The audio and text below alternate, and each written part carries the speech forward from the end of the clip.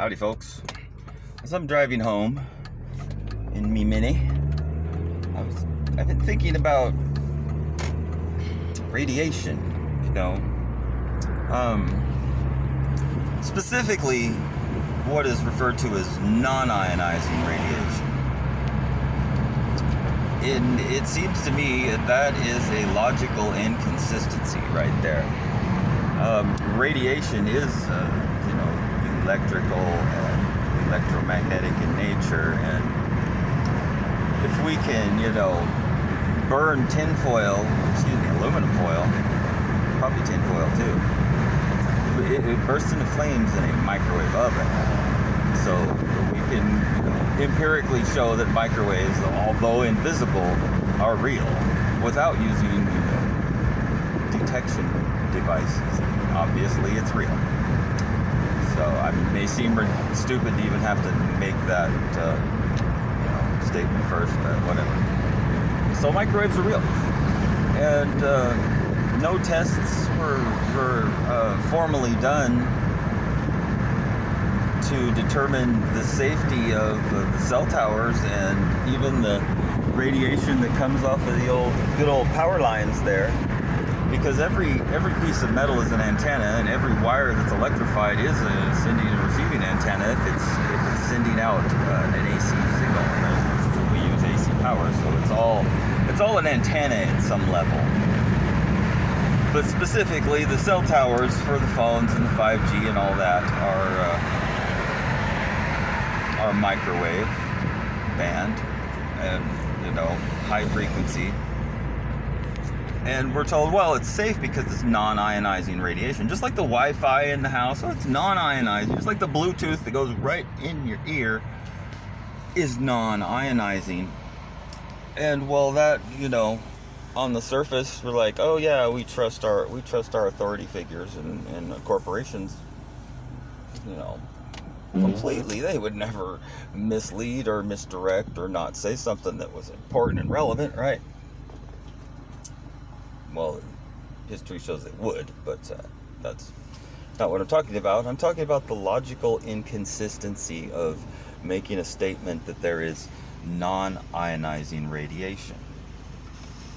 Either radiation of the electromagnetic spectrum ionizes or it doesn't. I mean, even light ionizes things. The sun fades things. Everything becomes ionized, just by its natural decay rate. But other than that, things can decay faster due to other ionization factors, such as, microwave radiation in your environment. And, well, what's this got to do with the non-ionizing radiation?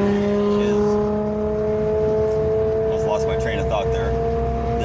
We just drove by some cell towers and some power lines. Anyway, what this is about really is the notion of non-ionizing radiation as a science principle. That is absolute bullshit. Anybody who uses their brain in any supposed technical scientific capacity should be able to know that there's no such thing as non-ionizing radiation. There's radiation that will ionize because of its frequency and intensity. It will ionize as quickly, and the key thing there is not the intensity. If we can stay away from very strong radiation sources, we probably wouldn't bother any human things if they didn't have conductive metals going through their system, but that's a different story. But it's the frequency, because the correct frequencies will cause the resonance effect, and the resonance will amplify even a very tiny signal and can cause, positive effects or negative effects. It's really easy to see the negative ones. The Tacoma Narrows Bridge trying to shake itself apart, that was a negative resonance effect. And, when the dentist has got the drill in your tooth and it's and you hear that going through your head, that's a negative resonance effect. But they don't just exist with vibrational frequency, signals, physical vibrational signals. They exist because waves all exhibit the same characteristics, no matter what kind of wave they are. They all share similar functions, even in vastly different, spheres of influence, like water waves or compression waves in the air for sound, or electromagnetic waves and radio waves. They behave in similar fashions, and they can be made to, they exhibit the same phenomenon, especially the resonance one. So everything that exists as its own thing, a cup, a person, a car, a light bulb, a bicycle, has its own specific size and shape.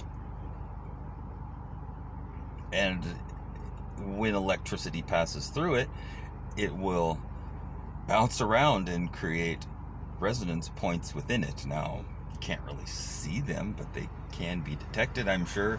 Well, this can happen with anything metal, because all metals are antennas. However, not all metals are specifically the right size to be an antenna. That's why antennas are very specific. That's why our phones work, because they have this fractal antenna inside them that just, its increments go down. It's hard to describe, and I don't think I could do it a correct justice anyway. But if you want to know, look up fractal antenna cell phone, and there'll probably be plenty of videos about it. So anyway, the antenna aspect of it. Every metal is an antenna. Every wire is an antenna. Every particle of metal is an antenna. Now,